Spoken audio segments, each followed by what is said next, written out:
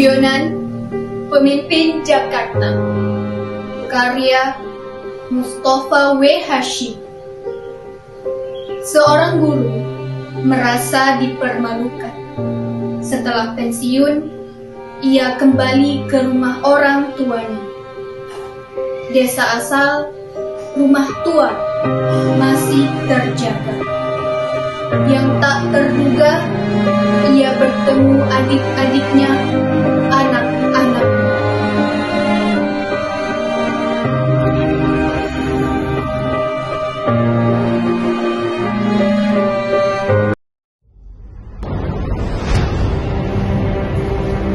Siapa yang manggil kalian pulang? Bencana! Bencana? Ya, bencana! Di mana bencana itu ada? Ada di mana-mana tempat kami bekerja. Apakah sekolah kalian tutup? Tidak hanya itu, sekolah kami dibakar. Jadi kalian semua pulang? Ya, kami memilih selamat daripada terkubur di tanah rantau. Cerita seru kami itu. Nanti malam saja. Begitulah malamnya, setelah makan, mereka bertukar cerita. Adik nomor 2 berkata, Tak kuduga, bumi Maluku mengusirku. Puluhan tahun aku tersihir, alam tentram, air laut jernih bagai kaca. Kata-kata seperti berirama menyebutkan cintaku, kutemukan surgaku. Tapi ketika ada bendera dikibarkan di bukit-bukit, surgaku lenyap menjadi neraka. Aku guru selalu berilmu, tapi yang menerima ancaman entah dari siapa. Ku dengar teriakan, bom meledak, senapan menyala, tiang listrik dipukuli mengawali gerakan penghancuran. Ku pilih lari setelah semua teman guruku terbunuh. Sekolah dibakar, rumah-rumah harapan. Kapal yang bawaku diserang badai, terpaksa barang bawaan dilempar ke laut. Saat itulah baru ku tahu pentingnya doa. Langit ku panggil, Tuhan kesuruh, selamatkan kami. Hari berikutnya tak ada angin. Langit jernih, tapi hati tetap pedih. Dalam beberapa hari, ku rasa umurku bertambah ratusan tahun, seperti mengembara dalam sejarah yang hitam. ia berhenti berkisah, minum teh hangat, mempersilahkan adik berikutnya. Adik ketiga berdiri, matanya memutari ruangan, mencari pegangan. Tak pernah kubayangkan Aceh menjadi negeri anak yatim nomor 1 sedunia. Puluhan ribu anak yatim, kusaksikan mereka kelaparan, sakit dan marah. Ayahnya terbunuh, tersiksa, hilang. Ibunya diperkosa, banyak yang luka dan meninggal. Antara bau bumi dan bau darah sudah tak ada bedanya. Antara bau api dan bau dendam sudah tak ada bedanya. Tak ku tahu siapa yang telah meracuni bumi yang pernah jaya ini dengan pertentangan, penipuan, pemalsuan, dan penindasan. Orang Aceh itu mencintai ilmu. Ini tak masuk akal kalau mereka membakar sekolah. Orang Aceh itu mencintai perniagaan. Ini tak masuk akal kalau mereka membakar pasar. Orang Aceh itu mencintai kerja, bertani. Ini tak masuk akal kalau mereka meledakkan bendungan. Orang Aceh itu menghormati ulama. Ini tak masuk akal kalau mereka membunuhnya. Orang Aceh itu mencintai agamanya. Ini tak masuk akal kalau mereka menembaki orang sedang sembahyang. Orang Aceh itu menghormati tamu. Ini tak masuk akal kalau mereka mengusir dan membunuh transmigran. Orang Aceh itu menghormati alam. Tidak masuk akal kalau mereka merusak hutan, sungai dan kuala. Toh demikian, aku terpaksa mengungsi. Ada tangan jahat bergerak, menghanguskan sekolah tempatku mengajar. Lewat jalan berliku sambil terus bertanya, inikah Indonesia? Aku sampai rumah ini.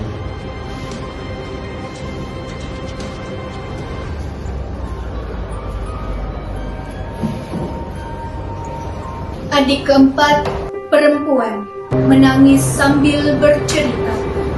Tak kusangka Timur itu bukan Indonesia. Ketika suamiku ditugaskan di pedalaman, bumi masih ramah. Kukagumi kehalusan kain tenun yang dibuat dengan cinta. Kukagumi kejernihan udara malam hari. Anak-anak bersemangat belajar mencoba membuka pintu dunia. Memang ada perang, tapi tak sehebat sebelum kami pergi. Dengar deru pesawat dari selatan berkali-kali. Mimpi pelan-pelan diruntuhkan. Suamiku tak tahu politik, tapi diculik dan dibunuh juga. Rumah diserbu, kami pecah kacir. Untung anak-anak selamat. Menyusur jalan berbahaya.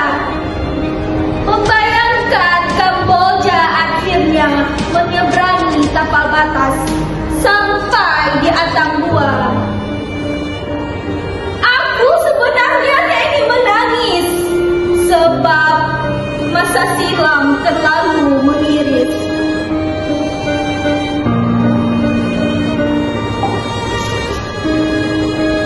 Pensiunan guru itu kelelahan mendengar kisah yang berputar bagai badai gurun, menerbangkan debu kesadaran.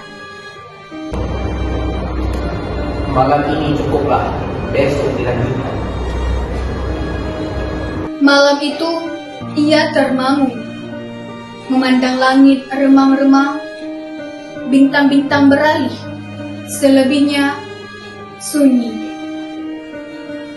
Malam berikutnya, adik bungsu dan dua anaknya ganti bercerita. Ku dengar Kalimantan dulu adalah negeri yang menghormati para tetangga, meski berbeda. Apa boleh buat agar anak-anak kita tidak mengulang kesalahan yang sama? Aku akan bercerita. Ada bis milik orang asing digunakan untuk memindah-mindahkan penyerbu. Mereka yang kalau siang ramah, entah disuntik apa malam hari menjadi ganas.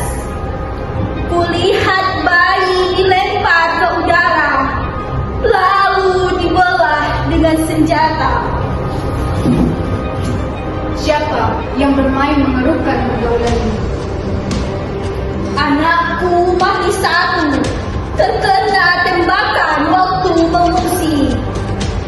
Sekolah pun diserang, guru tak dianggap orang. Itulah yang menyebabkan aku pulang. Begitu si bungsu selesai bercerita, ia terkulai, teringat anak yang meninggal kehabisan darah. Minuman tak ada yang diteguk, makanan tak disentuh. Yang hadir mencoba mencari kembali hati nurani yang tadi tertikam. Apakah ada yang lebih tinggi dari kesabaran ayahku? Maafkan, ternyata aku pernah belum apa-apa, aku telah pergi dari dunia biasa. Aku mendengar angin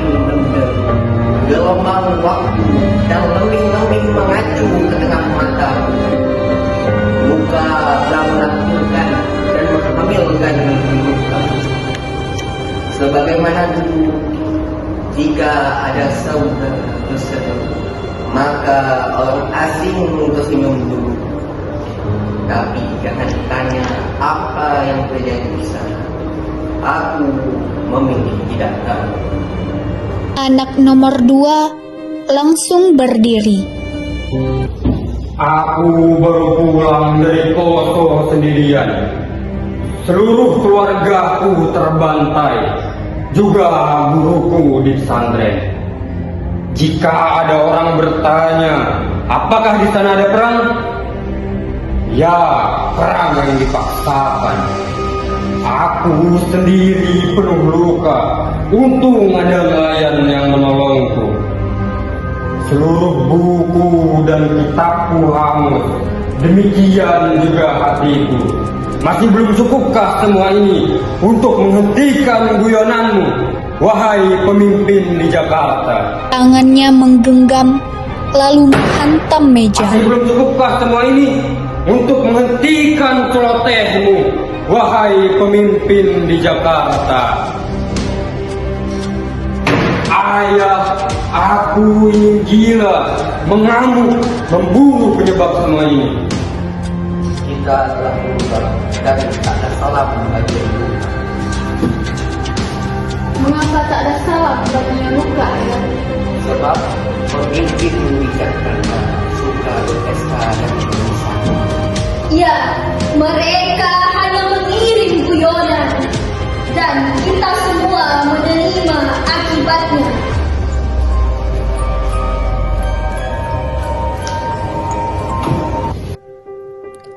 Ruang dalam rumah kuno itu sepi, mirip sumur tersebab kedalamannya sendiri.